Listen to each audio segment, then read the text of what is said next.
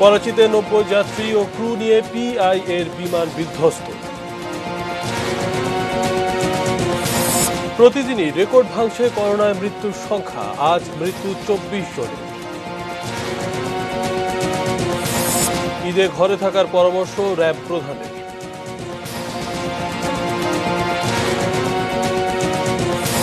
এবং পশ্চিমবঙ্গে মোদি 1000 কোটি টাকার ঘোষণা।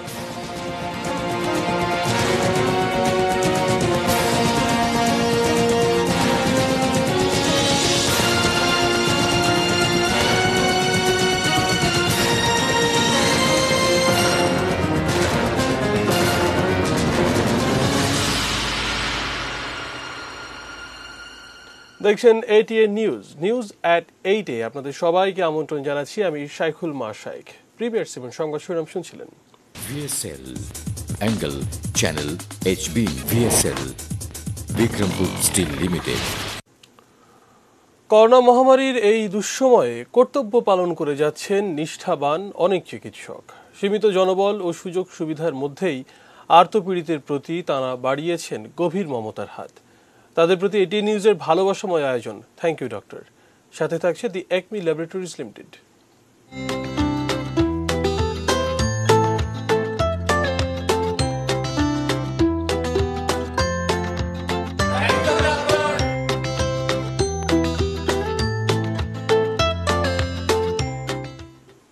দেখতে প্রতিদিনই চোখ রাখুন এটিএন নিউজে। শুরুতে আন্তর্জাতিক প্রসঙ্গ। পাকিস্তানের করাচিতে 90 যাত্রী ও 8 ক্রু সহ পাকিস্তান ইন্টারন্যাশনাল এয়ারলাইন্সের একটি বিমান বিধ্বস্ত হয়েছে। উদ্ধার কাজ চলছে। এরই মধ্যে 11 জনের মৃতদেহ উদ্ধার করা হয়েছে। শুক্রবার লাহোর থেকে জিন্না আন্তর্জাতিক বিমানবন্দরে যাওয়ার পথে বিধ্বস্ত হয় এই বিমান। পিআই এর মুখপাত্র আবদুল্লাহ হাফিজ জানান, বিমানটি 90 জন যাত্রী এবং 8 জন ক্রু নিয়ে লাহোর থেকে করাচিতে যাচ্ছিল। বিমান থেকে 11 জনের মৃতদেহ উদ্ধার করে বিভিন্ন হাসপাতালে পাঠানো হয়েছে। আহত হয়েছেন আর প্রায় অন্তত 25 থেকে 30 জন। এদি ফাউন্ডেশনের মুখপাত্র জানায়, আহতরা ওই আবাসিক এলাকার বাসিন্দারা। এদিকে বিধ্বস্ত হওয়ার আগে পাইলট বিমানটিতে প্রযুক্তিগত কিছু সমস্যা রয়েছে বলে নিয়ন্ত্রণ কক্ষকে জানিয়েছিল। স্থানীয় সংবাদ মাধ্যম নিউজ 24 এর প্রোগ্রামিং পরিচালক আনসার নকভি এবং ব্যাংক অব পাঞ্জাবের সভাপতি জাফর মাসুদ যাত্রীদের মধ্যে ছিলেন। মাসুদের পরিবার নিশ্চিত করেছে তিনি দুর্ঘটনায় বেঁচে গেছেন।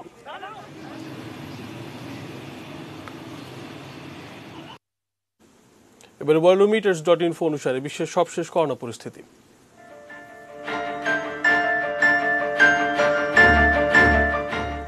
সারা বিশ্বে আক্রান্তের সংখ্যা 52,31,336। সুস্থ হয়েছেন 21,04,009 জন এবং মৃতের সংখ্যা 3,35,584।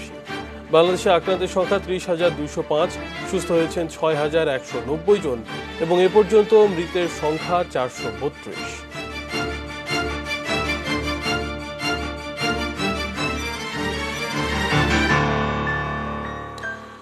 দেশে একদিনে করোনায় সর্বোচ্চ 24 জনের মৃত্যু হয়েছে। সেই সঙ্গে 24 ঘন্টায় আরও 1,694 জন শনাক্তের মধ্য দিয়ে করোনা রোগীর সংখ্যা পৌঁছালো 30,000-এ। শুক্রবার দুপুরে স্বাস্থ্য অধিদপ্তর থেকে অনলাইন ব্রিফিংয়ে এসব তথ্য জানানো হয়। এদিন অনেকটা আকুল আবেদনের সুরেই সবাইকে অযথা চলাচল বন্ধের আহ্বান জানালো স্বাস্থ্য অধিদপ্তর। ইমরান হোসেন সুমনের রিপোর্ট দেখুন। প্রাণঘাতী করোনা ভাইরাসে দেশে 24 ঘন্টায় সর্বোচ্চ 24 জনের মৃত্যু হলো। 24 ঘন্টায় মৃত্যুবরণ করেছেন 24 জন, এ পর্যন্ত 432 জন। শুক্রবার দুপুরে ব্রিফিং এর শুরুতেই সবাইকে স্বাস্থ্যবিধি মেনে ঘরে থাকার আহ্বান জানালো স্বাস্থ্য অধিদপ্তর। অনুগ্রহ করে আপনারা সহযোগিতা করুন, সরকারের সকল নির্দেশনা মেনে চলুন, চলাচল বন্ধ করুন, নিজে সুস্থ থাকুন, প্রিয়জনকে সুস্থ রাখুন। দেশে করোনায় এ পর্যন্ত যারা আক্রান্ত হয়েছেন তাদের মধ্যে 21 থেকে 30 বছর বয়সীরা সবচেয়ে বেশি। মৃত্যুর মিছিলেও তরুণরা এগিয়ে। মৃত্যুর বয়স বিশ্লেষণে 21 থেকে 30 বছরের মধ্যে 5 জন, 31 থেকে 40 বছরের মধ্যে 3 জন, 41 থেকে 50 বছরে 2 জন, 51 থেকে 60 5 জন, 61 থেকে 70 6 জন, 71 থেকে 80 2 জন এবং 81 থেকে 90 1 জন। বৃহস্পতিবার সকাল থেকে শুক্রবার সকাল পর্যন্ত আরও 1,694 জন রোগী শনাক্তের মধ্য দিয়ে আক্রান্তের সংখ্যা ছাড়ালো 30,000-এ। যা নমুনা পরীক্ষা হয়েছে তার মধ্যে শনাক্ত হয়েছে 24 ঘন্টায় 1,694 জন এবং এই পর্যন্ত 30,205 জন। এ সময় সুস্থ হয়েছেন 588 জন। তবে যেভাবে সংক্রমণ বাড়ছে তাতে স্বাস্থ্যবিধি না মানলে পরিস্থিতি আরও বিপজ্জনক হয়ে উঠবে, তাতে কোনো সন্দেহ নেই। বর্তমান পরিস্থিতিটি করোনা ভাইরাসের বিরুদ্ধে যুদ্ধাবস্থা। এই যুদ্ধাবস্থায় প্রত্যেককেই যোদ্ধার মানসিকতা ধারণ করুন, লড়াইয়ের মানসিকতা ধারণ করুন। যে যেখানে আছেন সেখানেই অবস্থান করুন, শহর থেকে গ্রামের দিকে যাবেন না। Imran Hossain Suman, ATN news, Dhaka. এবার এটিএন নিউজের নিয়মিত আয়োজন থ্যাংক ইউ ডক্টর, সাথে থাকছে দি একমি ল্যাবরেটরিজ লিমিটেড।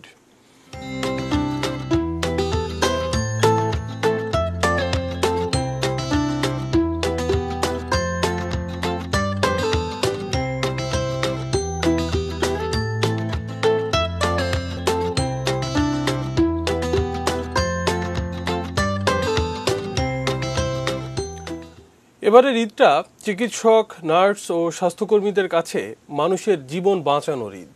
নিজের পরিবার, সন্তানকে দূরে রেখে জীবনের ঝুঁকি নিয়ে করোনা রোগীদের নমুনা পরীক্ষা ও চিকিৎসা করছেন এই ফ্রন্ট লাইন ফাইটাররা। করোনা মহামারীতে হাসপাতালগুলোতে ফ্রন্টলাইন যোদ্ধা হিসেবে দিনরাত যারা কাজ করছেন তাদের কথা তুলে ধরেছেন আহমেদ রাবি তানিম।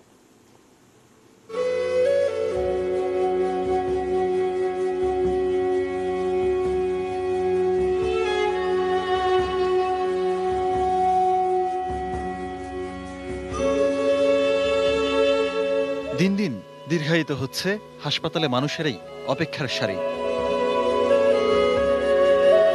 কখনো অপেক্ষা প্রিয় সন্তানকে নিয়ে, কখনো অপেক্ষা মা বাবাকে নিয়ে। করোনার জন্য বিশেষায়িত হাসপাতালগুলোতে এখন রোগীদের এমন ভিড়। অসুখ কিংবা মহামারী, সব পরিস্থিতিতেই মানুষের বিশ্বাসের ভর চিকিৎসকের উপরেই। আর ঠিক সে কারণেই জীবনের ঝুঁকি নিয়েও এই মহামারীতে মানুষের চিকিৎসা সেবা নিশ্চিত করে যাচ্ছেন মানবতার এই পথযাত্রীরা। রোগীর নমুনা পরীক্ষা করে নির্ভুল রিপোর্ট দিতে কাজ করছেন দিনরাত, থাকছেন হাসপাতালেই। যে পেশেন্টরা ভর্তি আছে এখন সবাই কোভিড পজিটিভ, তো আসলে এখান থেকে প্লাস আমরা ডাক্তার নার্স যারা কাজ করছেন হসপিটালে তারাও রিস্কে আছেন। এই জন্য প্রতিদিনই অনেক স্যাম্পল আসছে পেশেন্টের প্লাস হেলথ কেয়ার ওয়ার্কারদের। তো আমাদের এখন মানে স্যাম্পলের লোড এত বেড়ে গেছে যে আমাদের 2 শিফটেও কাজ করতে হচ্ছে। আমরা বিভিন্ন সময় ধাপে ধাপে আমাদের চিকিৎসক, নার্স এবং অন্যান্য চিকিৎসা কর্মীদেরকে করোনা রোগীদের সর্বোত্তম সেবা দেওয়ার জন্য আমরা প্রস্তুত করেছি ট্রেনিং দিয়ে। নিজেরাও সংক্রমিত হতে পারেন এই মরণঘাতী ব্যাধিতে, আক্রান্ত হতে পারে পুরো পরিবার, প্রতিবেশী। কিন্তু তারপরেও অসম সাহসে মানুষের পাশে দাঁড়িয়ে বিশ্বাস ও নির্ভরতার ভিত গড়ে চলেছেন দেশের এই ফ্রন্টলাইন ফাইটাররা। আমরা ঈদের কথা মোটেই চিন্তা করছি না, এবং সেই হিসেবে কিন্তু আমরা আমাদের চিকিৎসক এবং সাথে অন্যান্য যে সহায়ক জনশক্তি আছে, নার্স এবং আমাদের স্টাফ, সবার কিন্তু সবাই যে যার মতো যার ডিউটি আছে সবাই কিন্তু হাসপাতালে ডিউটিতে আছে। এখন আমাদের এটা প্যান্ডামিক হোক আর এপিডেমিকই হোক, আমরা এটা সোলজার মনে করি। তো আমরা ফাইটার, আমরা ফাইট করবো। এতে আমাদের ঈদ গেল না অন্য কোনো অনুষ্ঠান গেল, এটা আমাদের কিছুই যায় আসে না। আহমেদ রাব্বি তানিম, এটিএন নিউজ, ঢাকা। ঈদের দিন সবাইকে ঘরে অবস্থান করার আহ্বান জানিয়েছেন র্যাব মহাপরিচালক চৌধুরী আবদুল্লাহ আল মামুন। ঘরে থাকার বিষয়টি নিশ্চিত করতে রাস্তায় রাস্তায় টহল দেবে র্যাব। সকালে র্যাব সদর দপ্তর থেকে অনলাইনে সংবাদ সম্মেলনে যুক্ত হয়ে এসব কথা বলেন পুলিশের বিশেষ বাহিনী র্যাবের প্রধান। জানান, করোনা সহ যে কোনো ধরনের গুজব সৃষ্টিকারীদের বিরুদ্ধে কঠোর ব্যবস্থা নেওয়া হচ্ছে। সেই সঙ্গে যারা এই মহামারীর সময়েও কৌশলে অবৈধ মাদক, অস্ত্র ব্যবসা ও অন্যান্য অপরাধ কর্মকাণ্ড চালাচ্ছে তাদের ছাড় নেই। খুঁজে খুঁজে তাদের আইনের আওতায় আনা হচ্ছে বলে জানান র্যাব মহাপরিচালক। আমরা আইন প্রয়োগ করার জন্য চেষ্টা করছি, আমরা করে যাচ্ছি, আমরা আমাদের দায়িত্ব পালন করে যাচ্ছি। আমরা সকল মানুষের কাছে অনুরোধ করব, আপনারা ঘরে থাকুন, নিরাপদে থাকুন। আমরা বাইরে আছি, আপনাদের নিরাপদ থাকুন, এটা আশ্বস্ত করে তাদেরকে সকলকে আমরা ঘরে থাকার জন্য আহ্বান জানাচ্ছি। শত নিষেধাজ্ঞা উপেক্ষা করে বাড়ির পথে ঈদ পালন করতে ছুটছে মানুষ। ব্যক্তিগত গাড়ির চলাচল করার ঘোষণার সুযোগ ব্যবহার করে কয়েক গুণ ভাড়ায় পরিবহন করা হচ্ছে যাত্রী। কেউ আবার পণ্যবাহী ট্রাক বা মাইক্রোবাস না পেয়ে পায়ে হেঁটেই ছুটেছেন বাড়ির পথে। ফ্যামিলির সাথে ঈদ করার জন্য বাড়িতে যেতেছি। উচিত না, এমনিতেই যাব। এমনিতেই যাব। হয়তো ঘরমুখী মানুষগুলো জানতেই পারছেন না প্রিয়জনের জন্য কত বড় বিপদের কারণ হতে পারেন তিনি। যাদের মুখে হাসি ফোটাতে এই যাত্রা, সেটা করোনা প্রাদুর্ভাবে পরিণত হতে পারে কান্নায়।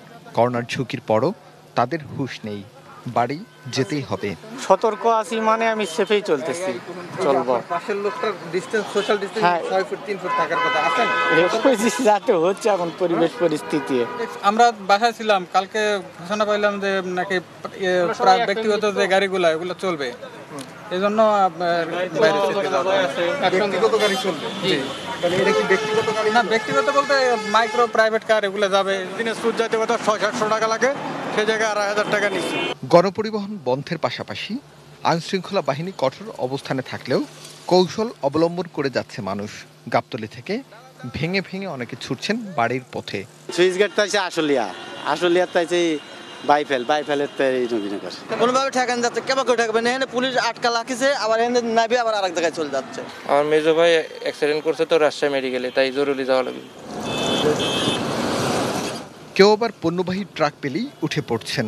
পণ্যবাহী গাড়িতে কোনো যাত্রী যাতে না যেতে থাকে, আমাদের চেষ্টা সর্বক্ষণে অব্যাহত থাকবে। এটা হাঁটছেন এই নিম্ন আয়ের মানুষগুলো, কিভাবে বাড়ি পৌঁছাবেন সেটাও জানেন না।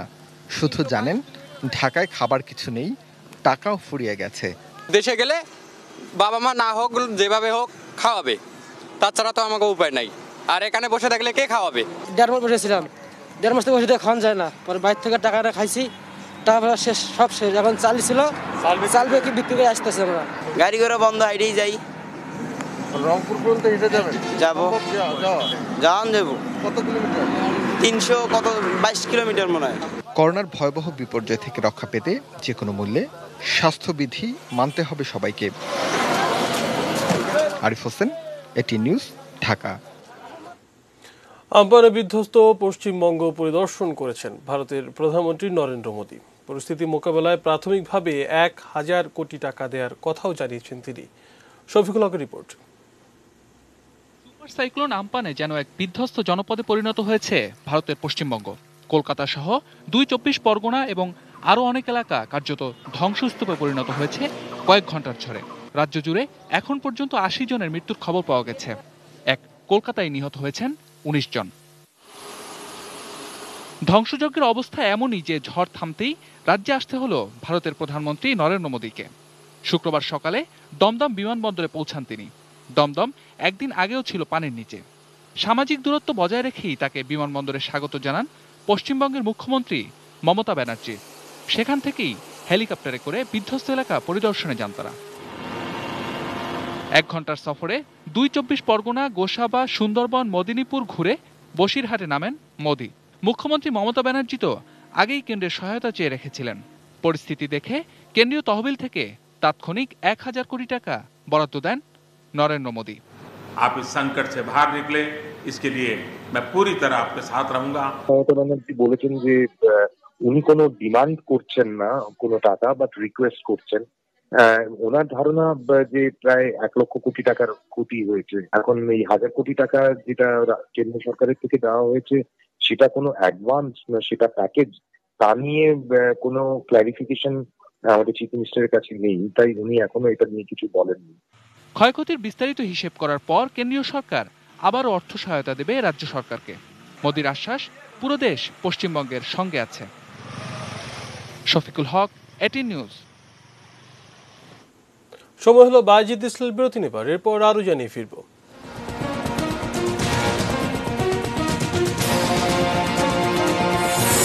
অর্থনীতি সচলে সরকারি ব্যয় বাড়াতে হবে, পরামর্শ বিশেষজ্ঞদের।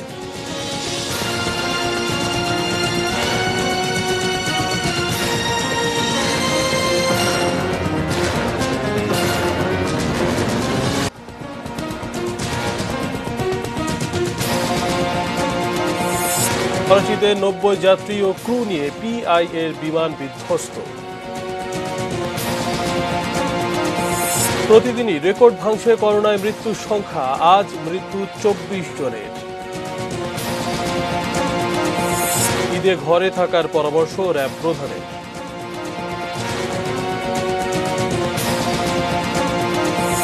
এবং পশ্চিমবঙ্গে মোদী 1,000 কোটি টাকার ঘোষণা।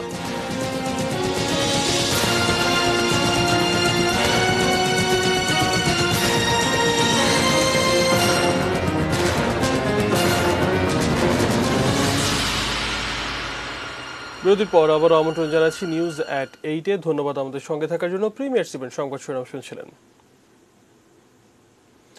প্রধানমন্ত্রী শেখ হাসিনার নির্দেশনা ও নিবিড় তত্ত্বাবধানে ঘূর্ণিঝড়ে ক্ষতিগ্রস্ত এলাকার পুনর্বাসনের কাজ চলছে বলে জানিয়েছেন আওয়ামী লীগের সাধারণ সম্পাদক এবং সড়ক পরিবহন ও সেতু মন্ত্রী ওবায়দুল কাদের।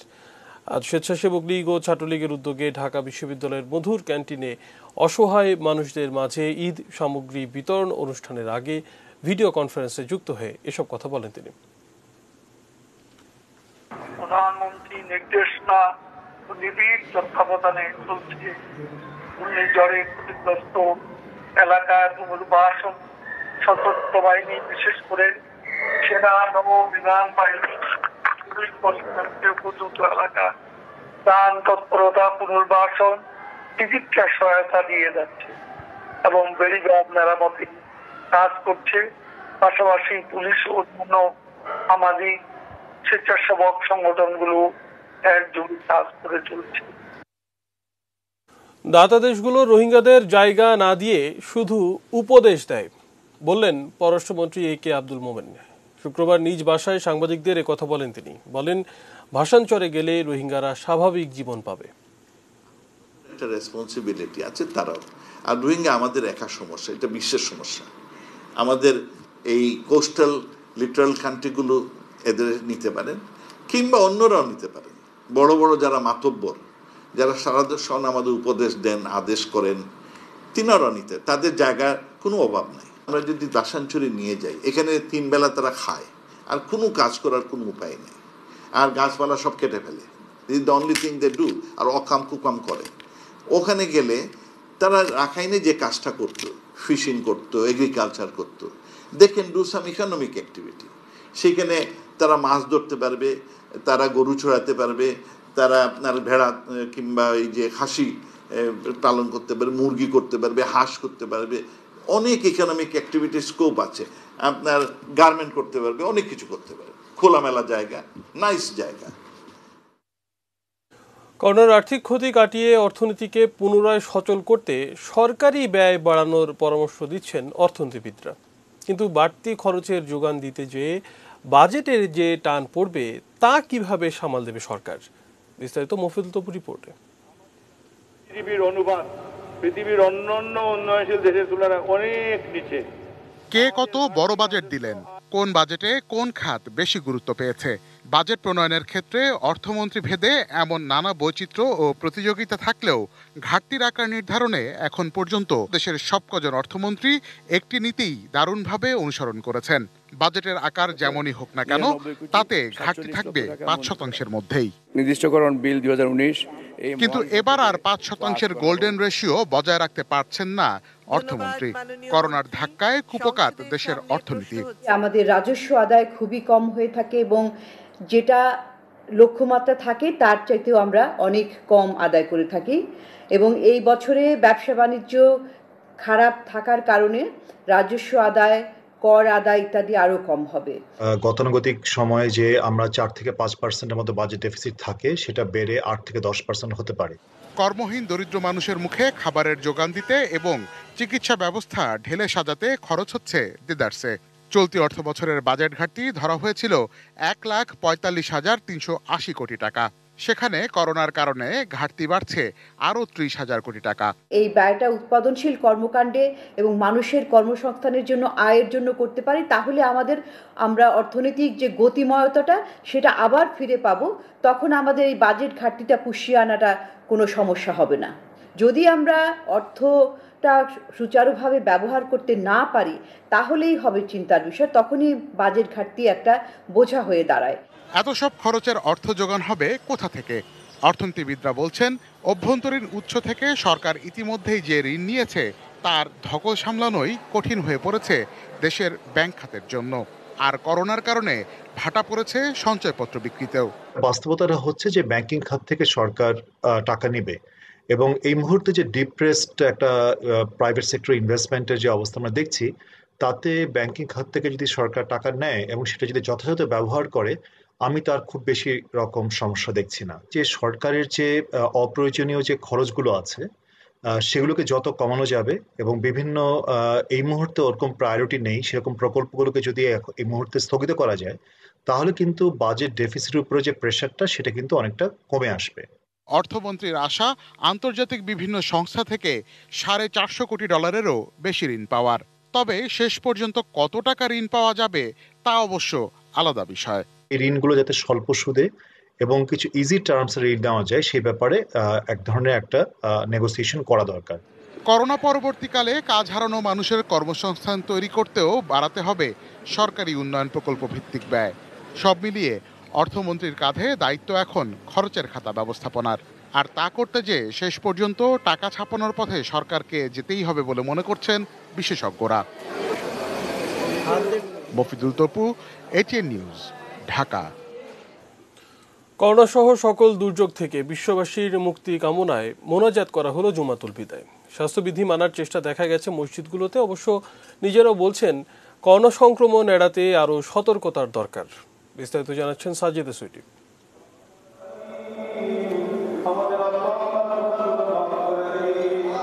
এ আকুতি মহান স্রষ্টা শুনবেন এমন বিশ্বাস মুসল্লিদের মনে। মুসলিম উম্মার কাছে রমজানের সেই শুক্রবারটি অন্যরকম গুরুত্বের। পবিত্র জুমাতুল বিদার এই দিনটিতে তাই সকল ভুলের ক্ষমা প্রার্থনা করে করোনা সহ সকল দুর্যোগ থেকে বিশ্ববাসীর মুক্তি ও কল্যাণ কামনা করলেন তারা।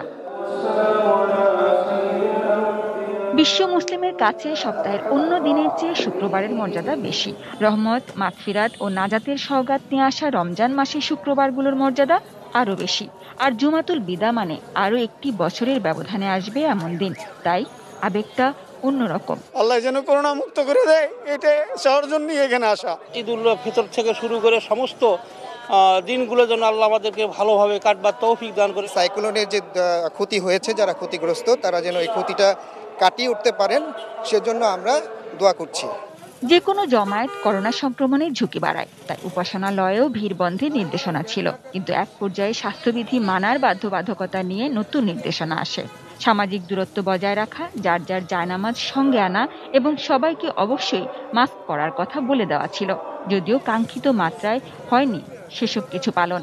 মুসল্লিরা ঢোকার পর এখানে গাড়ি দিয়ে পানি দিয়ে গেল, এটাও কিন্তু উচিত হয়নি। আমরা ঢুকবার আগে কিন্তু এটা দেওয়া উচিত বলে আমি মনে করি। এই করোনায় কিন্তু আমি নিজেও একজন রোগী ছিলাম, আল্লাহর রহমতে এখন আমি পুরোপুরি সুস্থ।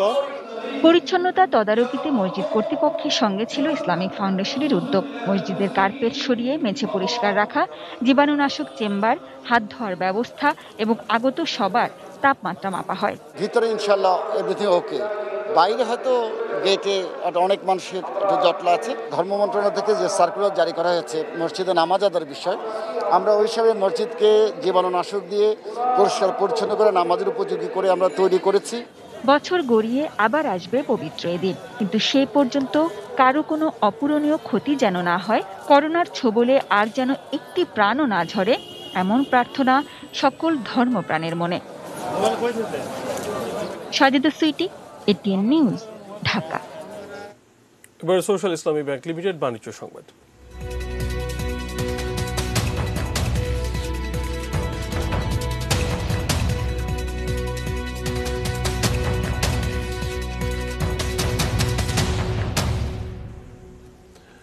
শেষ সময় এসেও জমেনি এবারের ঈদ মার্কেট। যেখানে জীবনের হুমকি, সেখানে কেই বা আসবে শপিংয়ে। তবে এর মধ্যেও অনেকে আসছেন করোনাকালীন এই ঈদে নতুন কিছু কিনতে। আমিনুল ইসলামের রিপোর্ট। ঈদের কিছুদিন আগে সীমিত পরিসরে স্বাস্থ্যবিধি মেনে শপিং মল খুলে দেওয়া হলেও এবার আগ্রহ কমে দেখা যাচ্ছে সেই কেনাকাটায়। অধিকাংশ শপিং মল বন্ধ থাকলেও যারা খুলেছেন স্বাস্থ্যবিধি মানতে কিছু আয়োজন রেখেছেন তারা। কিন্তু যেখানে এত মানুষের আনাগোনা, সেখানে সংক্রমণ ঠেকানো অনেকটাই কষ্টসাধ্য। তাই শপিং এসেও সংখ্যা থেকেই যাচ্ছে অনেকের মনে। যে দোকানে যেতেছি ভিড় প্রচন্ড, তার জন্য এখন থাকতেছি না, চলে যেতেছে। বাচ্চার জন্য তো আসতেই হবে, এজন্য আসলাম, তার এত ভিড় দেখে চলে যাচ্ছি। যারা এই ঈদে কেনাকাটা করতে এসেছেন তাদের অধিকাংশই বলছেন ছোটদের আবদারের কথা। রাখার মতো তো বাসে কেউ নাই, কারোর সাথে থাকে না, তো এই জন্য আসতে। এখন আপনার না কিনলেও তো হয় না, ছোট মানুষ তো, আমরা হয়তো না নিয়ে পারি, বাবা কিনে দিতে হবে। বাচ্চারা তো ভাইয়া মানতেছে না, তো সবাই কেনাকাটা করছে বাসার ভিতরে, এই জন্য আসা পড়লো। বড় মার্কেটগুলো বন্ধ থাকায় সেখানে ব্যবসা করার সুযোগ খুঁজে নিয়েছেন ক্ষুদ্র ব্যবসায়ীরা। আর সব মিলিয়ে অন্যবারের থেকে আলাদা হয়ে থাকলো এবারের ঈদ আর তার কেনাকাটা। দূরত্ব বজায় রাখার কারণে মানুষ কিছুটা কম, বাইরের মানুষ আসতে পারতেছে না, তো শুধু এই এলাকার মানুষ সংখ্যা কম, বেচাকেনা একটু কম। Aminul Islam, ATN news, Dhaka. এ পর্যায়ে মেটাল প্রেজেন্টস কৃষি সংবাদ, সুজলা সুফলা।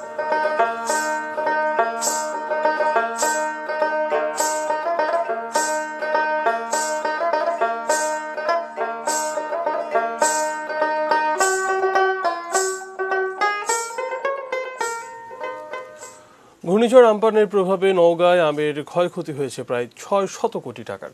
বাগান মালিকরা বলছেন গাছের প্রায় 50% আম ঝরে গেছে। কৃষি সম্প্রসারণ অধিদপ্তর জানায় জেলায় এবছর 24,700 হেক্টর জমিতে আমের ফলন হয়েছে। গত বুধবার আম্পানের আঘাতে বাগানগুলির প্রায় অর্ধেক আম ঝরে পড়েছে, যার আর্থিক মূল্য 600 কোটি টাকা। এছাড়া বাগানের আম গাছগুলো ভেঙে ও উপড়ে গিয়েও ব্যাপক ক্ষতি হয়েছে উঠতি ফসলেরও, তবে এখনও পুরোপুরি ক্ষয়ক্ষতি পরিমাপ হয়নি বলে জানিয়েছে কৃষি বিভাগ। গত বছর এ সময় আমের দাম কম থাকলেও জেলার চাহিদা মিটিয়ে দেশের বিভিন্ন জেলায় 3 লাখ মেট্রিক টন আম বেচাকেনা হয়েছিল।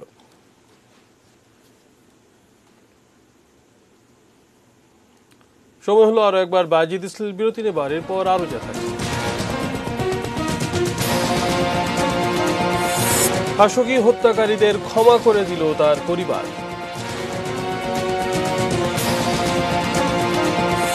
এবং আগস্টে ফিরছে আন্তর্জাতিক ব্যাডমিন্টন প্রতিযোগিতা।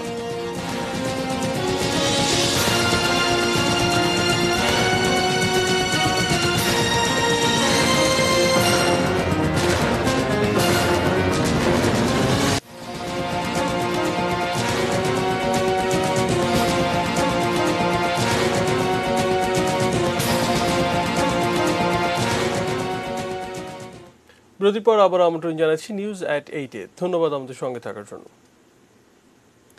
কোভিড-19 বৈশ্বিক মহামারীর সময়ে দেশে ফেরত আসা অভিবাসী কর্মীদের 87%-ই এখন কোনো আয়ের উৎস নেই।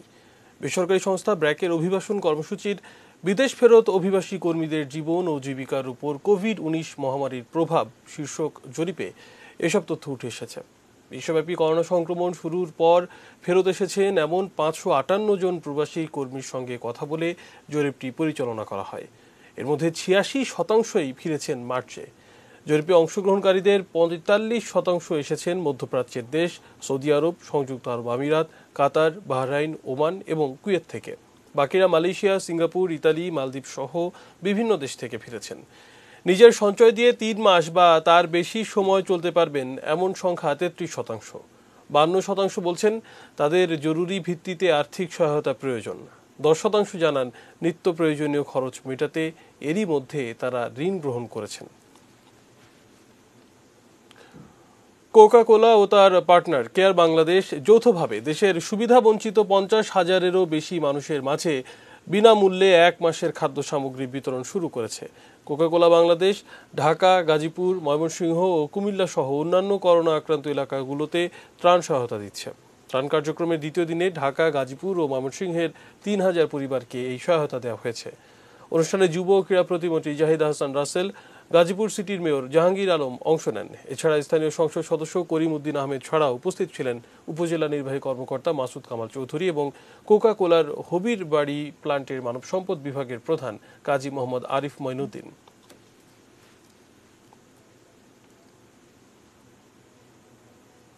আবার দেশের বাইরের খবর জানাবো। সৌদি সাংবাদিক জামাল খাশোগির হত্যাকারীদের ক্ষমা করে দিয়েছে তার পরিবার।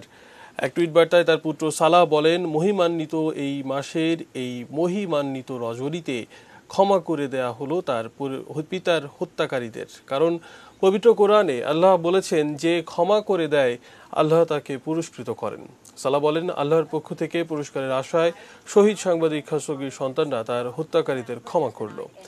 2018 সালের অক্টোবরে ইস্তাম্বুলে সৌদি কনসুলেটে ঢোকার পর নিখোঁজ হন খাশোগি। পরে জানা যায় তাকে হত্যা করে টুকরো টুকরো করা হয়েছে তার মৃতদেহ, তবে তার মৃতদেহ খুঁজে পাওয়া যায়নি। তখন থেকেই বিশ্ব সম্প্রদায় ও সিআইএর সন্দেহের তীর সৌদি যুবরাজ মোহাম্মদ বিন সালমানের দিকে। বলা হচ্ছে যুবরাজের নির্দেশেই হত্যা করা হয়েছে তাকে।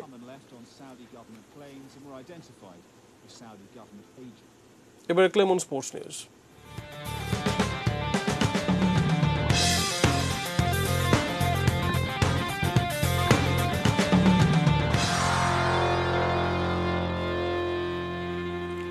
হায়দ্রাবাদ ওপেন দিয়ে আগামী 11 আগস্ট ফিরছে আন্তর্জাতিক ব্যাডমিন্টন প্রতিযোগিতা। গত 15 মার্চ থেকে বন্ধ আছে ব্যাডমিন্টনের সব ধরনের প্রতিযোগিতা। তবে আবারও প্রতিযোগিতা মাঠে ফেরানোর পরিকল্পনা করছে ব্যাডমিন্টন বিশ্ব ফেডারেশন। আয়োজকদের প্রত্যাশা, করোনায় আবারও দলগত অনুশীলন স্থগিত করেছে English premier league club Leicester city. ক্লাবের পক্ষ থেকে এক বিবৃতিতে শনিবার শিবির বন্ধ রাখার ঘোষণা দেওয়া হয়েছে। যুক্তরাজ্যে এখন করোনা পরিস্থিতি স্বাভাবিক নয় এবং গত এক সপ্তাহে আক্রান্তের সংখ্যা পাশাপাশি মৃতের সংখ্যাও হ্রাস পেয়েছে। তবে ঝুঁকি মুক্ত নয় দেশটি। গত 13 মার্চ করোনার কারণে স্থগিত করা হয় ইংলিশ প্রিমিয়ার লিগ, বন্ধ করে দেওয়া হয় ক্লাবের অনুশীলনও। এরপর পরিস্থিতি কিছুটা স্বাভাবিক হয়ে আসার আশায় এবারও অনুশীলন শুরু করে ইউরোপের অনেক ক্লাব।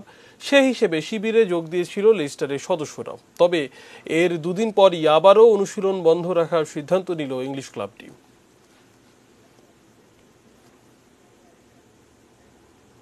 এবারে এক নজরে প্রিমিয়ার সিমেন্ট সংবাদ শিরোনাম জানিয়ে দেব আরো একবার।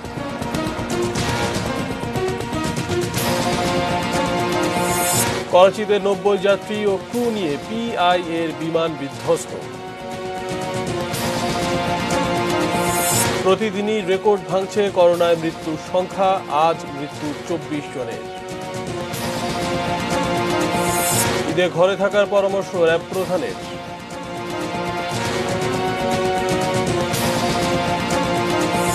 পশ্চিমবঙ্গে মোদি 1000 কোটি টাকার ঘোষণা।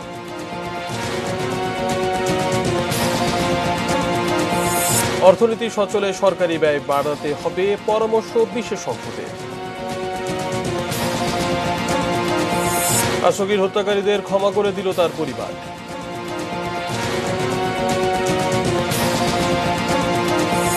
এবং আগস্টে ফিরছে আন্তর্জাতিক ব্যাডমিন্টন প্রতিযোগিতা।